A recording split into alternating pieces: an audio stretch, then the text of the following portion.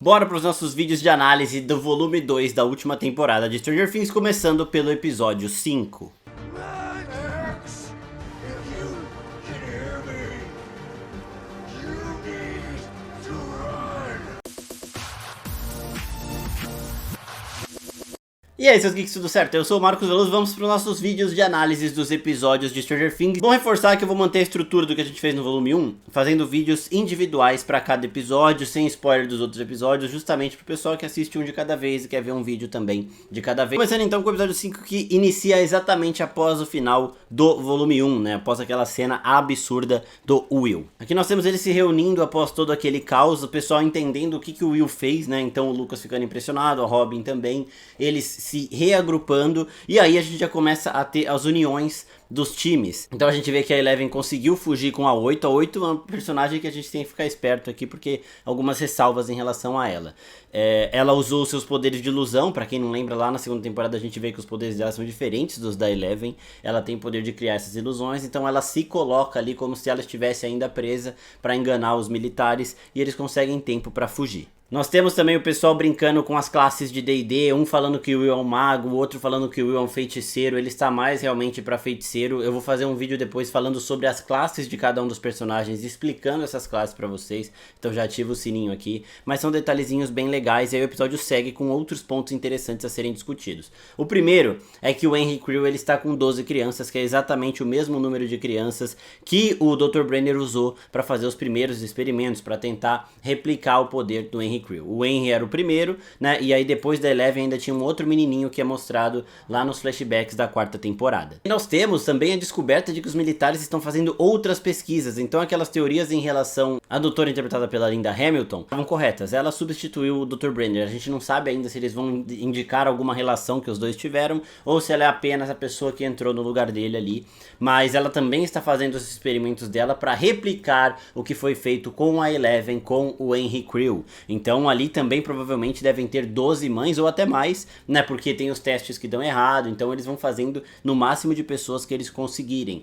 A gente vê a Kali contando o que ela viu lá dentro do laboratório, e são mulheres grávidas tendo o sangue da 8 sendo infundido nelas para que essas crianças nasçam com poderes. Só que a Kali dá um detalhe interessante: em todas as cobaias que o Dr. Brenner criou, apenas uma teve sim o sucesso de replicar as habilidades de Henry Creel, e foi a Eleven Jane Hopper. Então assim, por mais que eles tenham 12 crianças, todas elas tinham habilidades, a Eleven foi a única que conseguiu replicar o poder do Henry Creel. E aí nisso a gente tem até um simbolismo em relação ao número, né? Porque ele é o 1, ela é o 11, que é um do lado do outro, como se fosse um espelho ali mesmo. E aí, justamente por isso que a personagem da Linda Hamilton precisa tanto da Eleven, porque ela é a única que pode realmente fazer com que esses testes deem certo. Ou seja, essa ganância humana nunca vai parar, eles sempre vão continuar tentando replicar. Se você substitui, tira o Dr. Brenner, vai entrar outra pessoa no lugar. Se você tirar essa pessoa, vai entrar outra, e por aí vai. É um ciclo vicioso que nunca termina. A Kali joga isso na roda, e é um conflito bem importante, porque é algo que indica que mesmo derrotando Vecna, derrotando Henry Creel, acabando com o mundo invertido e tudo mais, eles nunca vão ter um sossego definido assim, porque a Eleven sempre vai ser esse alvo. E aqui a Joyce começa a acreditar no Will depois do que dela ver o que ele é capaz de fazer, e nós temos meio que uma confirmação de que o Will realmente é o Cass, né? O Cass é aquele vampiro de D&D que muita gente especulava que seria o Ed. Eu até cheguei a fazer teoria sobre isso, né? Que voltaria como um vampiro e trairia o Vecna, mas esse papel ficou pro Will porque as semelhanças são várias, né? O Cass, ele era um general do Vecna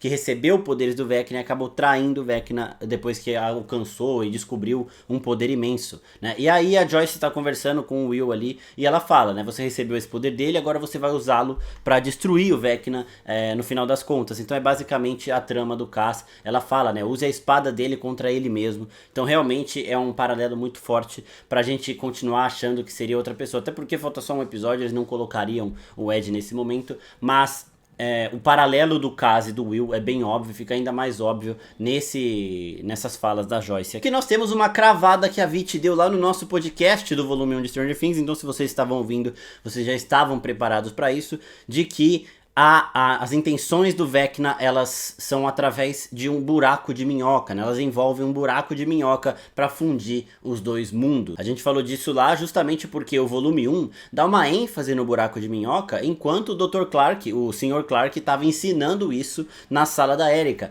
A Erika presta bastante atenção, ela entende o que significa tudo aquilo, e eles dão foco nesse ensinamento. Por quê? Porque seria algo importante para o futuro, como a gente disse, essa série não faz as coisas por fazer, né? Então, se eles deram foco numa aula sobre buraco de minhoca, isso provavelmente voltaria. Foi aí que a Vit baseou a teoria dela, e estava sim uma teoria mais assertiva, porque ele tá lá colocando 12 crianças para tentar fazer esse buraco de minhoca que mesclaria dois mundos, e tornaria a Terra um ambiente misto aí para juntar os monstros que ele tem no mundo invertido e tudo mais. E isso é a Holly conversando com a Max depois dela entender qual que é o plano do Henry Creel. E aí nós temos o Derek voltando a brilhar. Ele realmente foi o destaque do volume 1, e aqui ele tem um momento de brilho, por mais que seja breve. Nos próximos episódios ele não vai brilhar tanto assim, mas aqui ele tem um momento de brilho. Ele seguiu a Holly porque ele também sabia que tinha alguma coisa errada ali, e ele percebeu na cara dela que ela não estava acreditando nos papos do Henry. E aí ele encontra a Max, ele tem uma conversa ali falando que o Mike é melhor amigo dele, o Lucas também e tudo mais, é bem divertido.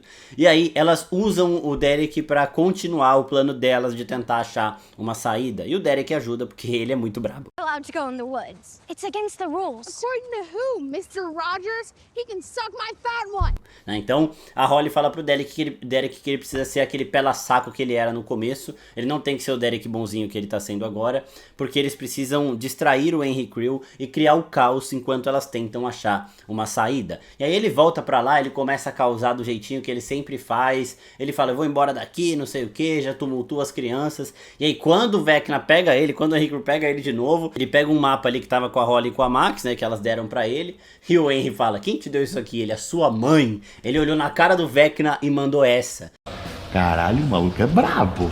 Aí o Vecna dá uma apavorada nele, mostra a família dele ali toda acabada, então ele fica meio em choque. E aí nós temos o final do Derek que a gente estava vendo desde o primeiro volume, aqui ele fica meio chocado assim, então ele dá uma recuada, né, afinal de contas. Ele pode ser a representação viva do Eric Cartman de South Park, mas ele ainda é uma criança. E ter aquela visão que o Vecna colocou pra ele é uma parada que assustaria qualquer pessoa, muito mais uma criança. Enquanto isso, a galera lá de fora do mundo invertido, no mundo real, tá tentando fazer com que o Will se reconecte com a Hive Mind, né? A consciência de colmeia, a mente coletiva. E aí o Lucas tem uma ideia surreal de boa, vendo a pipoca estourar. Ele fala, se a gente estourar o Demogorgon até ele acordar, pode ser que ele reviva, né, renasça, uma parada meio Frankenstein mesmo, e aí o Will conseguiria ter acesso de novo à mente coletiva. Eles fazem isso e dá extremamente certo. Nesse momento aqui os Sinclair brilham, né, os dois Sinclair brilham, porque a Erika tem o plano de chamar o Mr. Clark, o Lucas tem o plano mais imediato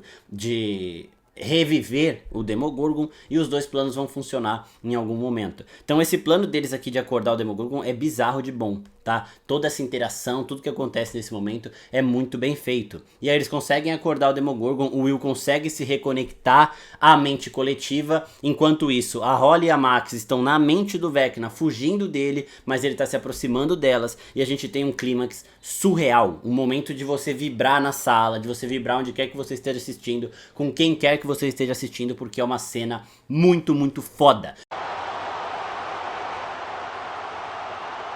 O Vecna tá lá com a Max de novo, ele quer matar a Max agora, porque ele não conseguia chegar nela porque ela tava na caverna, né? Então ele tem acesso a ela, ele quer matar ela de qualquer jeito, ainda mais pra apavorar a Holly, pra Holly obedecer ele de uma vez por todas. Só que aí, no momento derradeiro, quando a Max de novo chega perto da morte, assim como aconteceu na quarta temporada, o Will consegue entrar na mente do Vecna através do plano que o Lucas teve. Então o Lucas faz um plano que salva a Max mais uma vez. E essa cena é uma cena muito foda, porque assim, a gente tinha visto o que o Will fez com os Demogorgons, mas a gente não imaginava que isso poderia ser feito com o Vecna, ou que isso seria feito com o Vecna tão rapidamente assim, logo um episódio depois, né? Ele controla o Vecna, e essa cena é muito boa, porque tipo, o Vecna vai virando, tipo, ele não tá entendendo o que tá acontecendo. Ele não achava que era capaz disso, até porque todos os Demogorgons que ele jogou pra lá estavam em teoria mortos. A relação, a conexão do Will com essa consciência de colmeia estava neste momento desligada. Só que ele ligou do lado da Terra e o Vecna não estava esperando isso. Então o Will vira o Vecna, quebra a perna dele, né? Só que o Vecna também é poderoso, então ele consegue lutar de volta. Fica um duelo de mentes ali pra quem tem mais poder, e o Vecna é mais experiente nesse assunto. Ele é pego de surpresa, por isso que o Will consegue um tempo que é o suficiente pra salvar a vida da Max e da Holly, consegue quebrar a perna do Vecna, mas quando o Vecna se concentra nisso, ele consegue expulsar o Will. Só que antes a gente tem aquela cena fantástica dele falando, ele gritando, que é uma cena que tinha no trailer assim, e é, mano...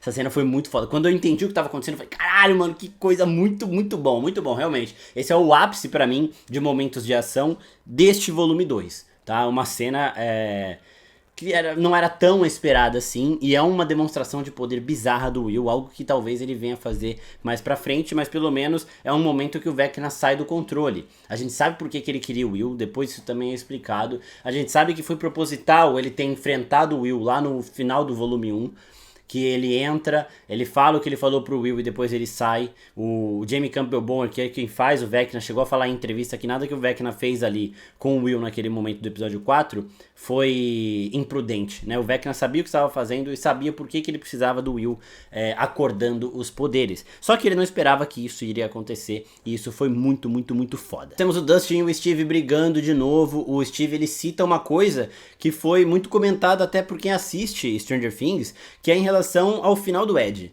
Porque o Ed poderia ter saído vivo, eles já tinham conseguido distrair os morcegos o suficiente para que eles dois fugissem, só que o Ed quis bancar o herói. Talvez na cabeça do Ed era o momento dele ali, porque ele não poderia voltar pra Hawkins, porque ele estava sendo visto como um assassino, ele sabe que ele ia ter uma vida de merda, ele quis acabar por ali, esse é o mais provável. Talvez ele tenha ficado um pouco mais pra garantir que o Dustin fosse salvo, mas o Dustin já estava salvo. Então, tipo assim, o Ed só não queria voltar pra Hawkins, porque ele sabia que ele ia ter uma vida muito difícil, ele ia ter muito a encarar, e ele não quis fazer isso. Então, ele se permitiu ficar ali e ter esse final glorioso, né? O propósito glorioso que a gente viu o Loki sempre falando na Marvel, foi o que o Ed quis fazer aqui, mas ele não precisava ter feito. Ele poderia ter continuado vivo ali. Isso é uma coisa que muita gente comentou depois que acabou a 4ª temporada, comentou de novo reassistindo a situação, vendo que realmente dava pra ele sair vivo, mas ele não quis sair vivo.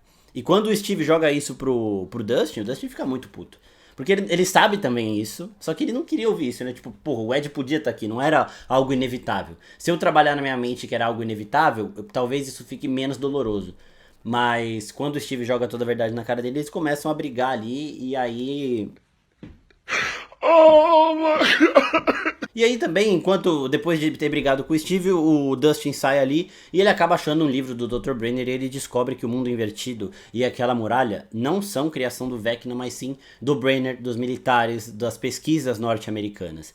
E aí ele tenta impedir a Nancy e o Jonathan de explodir aquilo tudo, mas eles atiram no núcleo, um núcleo que não era uma bateria que ia desativar a muralha, mas sim que era a fonte deste buraco de minhocas, a fonte desse negócio que concretiza a teoria que a Vit jogou lá no nosso podcast. No momento que a Nancy atira, o negócio explode, eles caem todos ali e o episódio termina. A gente vê a matéria derretendo ali próxima do núcleo. É uma parada visualmente bem interessante, que talvez tenha alguma explicação física para isso, em relação a núcleo, buraco de minhocas, a matéria ali perto, mas também tem uma explicação visual, uma explicação de direção e de simbolismo, que a gente vai falar mais no vídeo do 6º episódio dessa última temporada de Stranger Things. Então já ativa o sininho para receber a notificação de quando esse vídeo sair. Se você gostou do vídeo, comenta aqui embaixo. Se sentiu falta de alguma coisa, também comente, porque é sempre bom lembrar, vou fazer vídeos individuais dos episódios e depois vou gravar um episódio de podcast com a Vit falando sobre o volume 2